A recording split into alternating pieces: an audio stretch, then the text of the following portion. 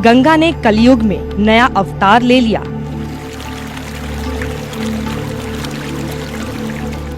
गंगा ने 50 साल बाद रूप बदल लिया।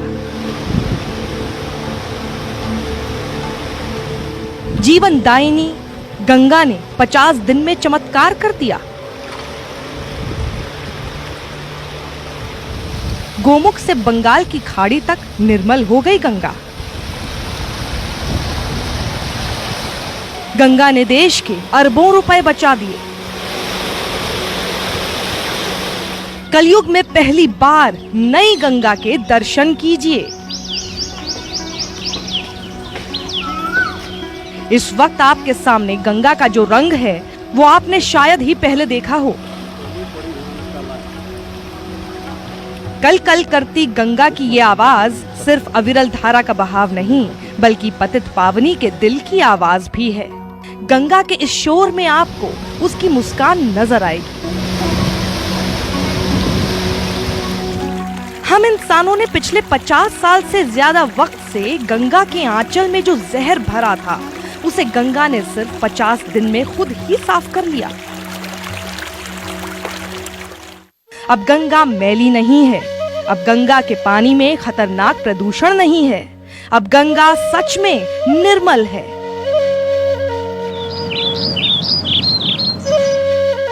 अब गंगा गंदगी से मुक्त है।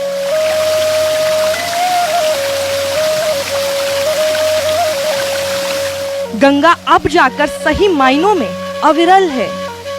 गोमुख से निकलने वाली गंगा का जल अब शीशे की तरह साफ है। अब वो पहाड़ों पर पहले से ताकत से टकराती है। पहाड़ों से मैदानी इलाकों में उतरते समय गंगा अब ज्यादा इछलाती है। गंगा का शोर अब दूर से ही सुनाई देता है, जैसे ये नदी खुद कह रही हो कि हाँ, अब मैं अपने ही जल में सांस लेकर जिंदा रहने के काबिल हो गई हूँ। अब एक बार फिर मेरी तुलना अमृत से हो सकती है। अब एक बार फिर मैं सही मायनों में जीवन दायिनी बन सकी हूँ। कई दशकों से अरबों रुपए खर्च करके भी जो काम सरकारें, सामाजिक संस्थाएं और हजारों लाखों लोगों की कोशिशें नहीं कर सकीं, वो खुद गंगा ने अकेले ही करके दिखा दिया। आप ये जानकर हैरान रह जाएंगे कि लॉकडाउन के 50 दिन में जिस वक्त आप घरों में थे, उस समय मां गंगा खुद को साफ करने के मिशन पर थी। हर रोज गंगा का पानी पहले से ज्यादा शुद्ध होने लगा। यकीन मानिए, सिर्फ 50 दिन में गंगा में गंदगी की मात्रा 500% कम दर्ज की गई। इसकी वजह से गंगा जल को एक बार फिर बी कैटेगरी से ए कैटेगरी का दर्जा मिल गया है। वैज्ञानिकों का मानना है कि गंगा जल में घुलने वाले केमिकल और गंदगी की मात्रा में भारी कमी की वजह से ऋषिकेश में इसे डिसइंफेक्ट करके पानी के लिए उपयोग किया जा सकता है। सैंपल हमेशा कलेक्ट करने की कोशिश कर रहती है कि नीचे से कलेक्ट किया जाए, तो हमने ये कलेक्ट जो है नीचे से लिया है। और इसका लेवल जो होना चाहिए वो इतना होना चाहिए कि ये हमारे मीटर से ज़्यादा ना हो। और आप इस सैंपल में देख सकते हैं कि जो कलर है इसका बिल्कुल ट्रांसपेरेंट कलर है। हमने ये ग्लास ट्रांसपेरेंट इसलिए लिया है ताकि कलर दिखाया जा सके। जो भी एक तरह का पैरामीटर है वाटर की क्वालिटी को टेस्ट करने की। अब हम TDS की ये मशीन इसमें डाल के देखेंगे कि TDS की वैल्यू कितनी आ रही है। तो मैं अपने कैमरामैन से कहूँगा कि आप को ज़रा जूम करके बताएं कि TDS कितना आ रहा है। तो इसमें TDS जो है इस समय 72 के आसपास आ रहा है, 73 72 के आसपास है। ये TDS जनरली RO वाटर जो हमारे घर में एक्वागार्ड लगा होता है उसमें आता है। तो इतना प्योर जो है इस समय पानी का जो है हमारा जो टेस्ट आया है। ये निर्मल गंगा जल देखकर आपके मन में ये सवाल उठ रहा होगा कि इंसान की कोशिशों के बिना ही ये भागीरथ जैसा चमत्कार कैसे हो गया? तो इसका जवाब गंगा जल की तरह साफ है। गंगा जल को निर्मलता के लिए किसी इंसान की जरूरत नहीं, नदियों की दुनिया में सबसे अलग और सबसे ऊंचा स्थान रखने वाली कुदरत की ये सबसे बेमिसाल नदी बहुत ताकतवर है। इसके पानी की एक एक बूंद पाप से लेकर प्रदूषण तक खुद लड़ती है। इंसानों ने तो बस घरों में बंद रहकर और गंगा से दूर रहकर इसे अपना काम चुपचाप करने दिया। गंगा में जैविक ऑक्सीजन मांग यानी बीओडी का स्तर कम हुआ है, यानी पहले की तुलना में गंगा के पानी में ऑक्सीजन बढ़ा है। गंगा जल में टीडीएस की मात्रा पहले से काफी कम हो गई है। नदी में बहने वाला प्रदूषण कम हुआ है, जिससे जल की शुद्धता बढ़ी है। अब गंगा जल पहले के मुकाबले 40 से 50% शुद्ध हो चुका है। सबसे पुराना तरीका जो पीएच को मापने का था वो था कि ये लिटमस पेपर या पीएच पेपर जो है हम लोग इसमें डालते हैं। तो ये पीएच पेपर है जो बताता है कलर के हिसाब से कि कितना पीएच है। ये हमें अक्सर जो है हम स्कूल या के टाइम पे हम लोग हमें बताया जाता है पीएच मेजर करने के लिए। तो ये भी हम इसको टेस्ट करके देख रहे हैं कि इसमें जो इसका जो पीएच पेपर है उसका कलर कितना है। अगर हम इसको देखें तो ये जो कलर है ये बिल्कुल 7 के आसपास आ रहा है।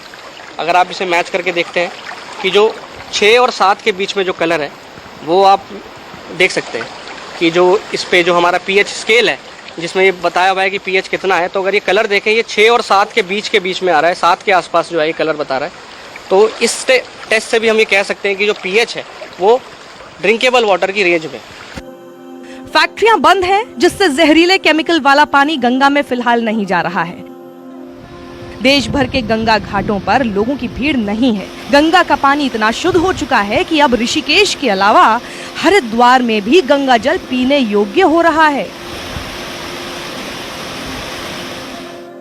गंगा जल पर रिसर्च करने वालों का दावा है कि हरिद्वार में कुछ ट्रीटमेंट के बाद गंगा का पानी पीने योग्य हो जाएगा।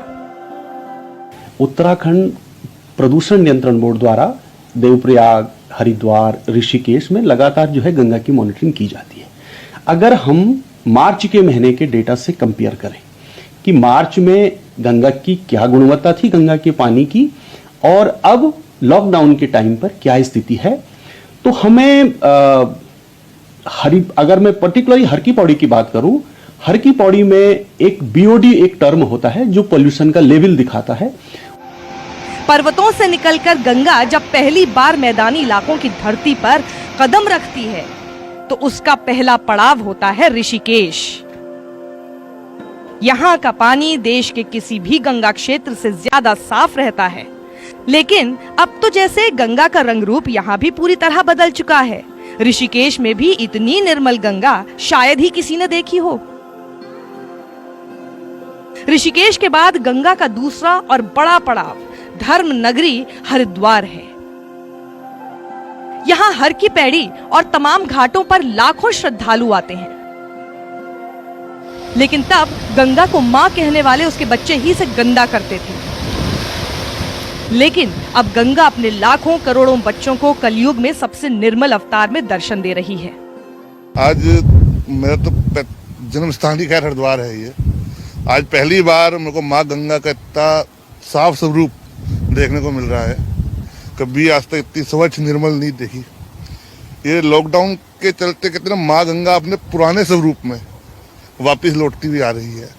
पहले किस तरीके से आपने भी देखा होगा गंगा मैया किस तरीके से दूषित जल चल रहा था, आज आचमन करने योग्य भी है, साफ सुथरा है। आमतौर पर उत्तराखंड के तीर्थ वाले शहरों में अप्रैल, मई और जून में पर्यटकों की भारी भीड़ रहती है, लेकिन लॉकडाउन का सन्नाटा गंगा के लिए वरदान साबित हुआ है। गंगा घाटों पर इंसान की भीड़ नहीं है, फैक्ट्रियां बंद हैं, मंदिर, आश्रम और होटलों पर ताले हैं। गंगा से जीवन यापन करने वाले तमाम लोगों को नुकसान तो हो रहा है, लेकिन गंगा को इसका खूब फायदा मिल रहा है।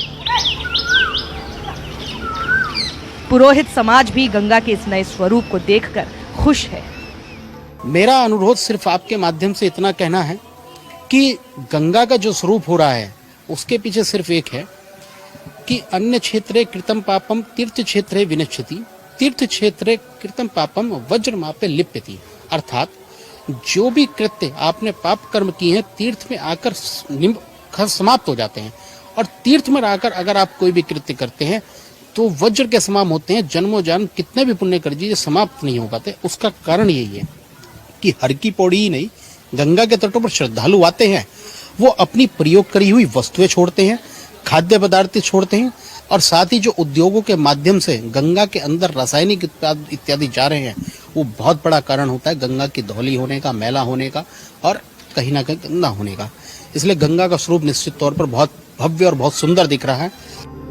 गंगा का मूल स्वरूप हम इंसानों ने ही छीन लिया था, फिर इंसानों ने ही इसे साफ करने का मिशन शुरू किया। उत्तराखंड से बंगाल तक गंगा 2500 किलोमीटर अविरल बहती है। गंगा 29 बड़े शहर, 23 छोटे शहर और 48 कस्बों से गुजरती है। गंगा में हजारों औद्योगिक इकाइयों का गंदा पानी जाता है। मैदानी इलाकों में ऋषिकेश के बाद हर शहर गंगा को गंदा बनाते हैं। गंगा जल में प्रदूषण फैलाने वाली चीजें डाली जाती हैं। गंगा घाटों पर तमाम गंदी चीजें फेंकी जाती हैं। 1986 में गंगा की सफाई के सरकारी प्रयास शुरू हो गए थे। 1986 से 2014 तक गंगा की सफाई पर 4000 करोड़ खर्च हुए। 4000 करोड़ रुपए खर्च करके भी गंगा 20% भी साफ नहीं हुई। अब इंसानों की भीड़ और प्रदूषण न होने से गंगा खुद साफ हो गई। गंगा हर जीव के लिए जीवनदायिनी मानी जाती है, लेकिन उसी गंगा से जब इंसान दूर हो गए तो गंगा अपने मूल स्वरूप को दशकों बाद हासिल कर सकी है। तो चाहे असुर हो, चाहे देवता हो, सभी इसकी वंदना करते हैं और जो जिस भाव से इसके समक्ष जाता है ये उसको वही देती है। तो निरंतर हमें गंगा की अविरलता को के जल की अविरलता को बनाए रखने के लिए और निर्मलता को बनाए रखने के लिए हमें सरकार को चाहिए कि जो उन प्रगति इस समय गंगा के जल की हुई है उसको बरकरार रखे, उसको और आगे बढ़ाए, उसको उसके जल को प्रदूषण से बचाए।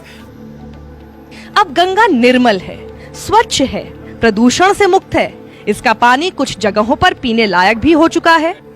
अपने बच्चों से गंगा की अब ये गुजारिश है कि उसने इंसानों की मदद के बिना ही खुद को साफ तो कर लिया है, लेकिन अब इस देश के लाखों करोड़ों लोगों की जिम्मेदारी है कि अपनी जीवनदायिनी माँ के स्वरूप को यूं ही बना रहने दें। उसके खुद के किए गए चमत्कार को दूर से ही नमस्कार करें ताकि कलयुग में भी गंगा ऐसी लगे जैसे शिव की जटाओं से बह रही है। अधीर यादव के साथ ब्यूरो रिपोर्ट, न्यूज़ 24, देहरादून।